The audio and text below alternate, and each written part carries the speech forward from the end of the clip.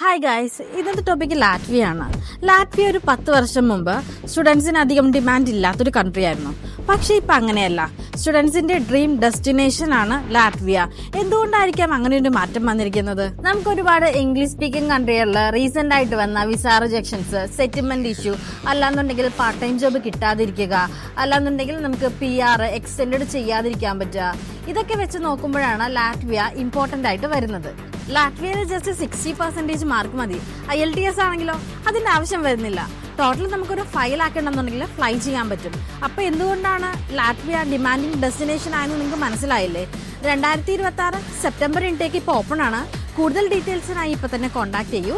എന്റെ പേര് Anu, global space study abroad.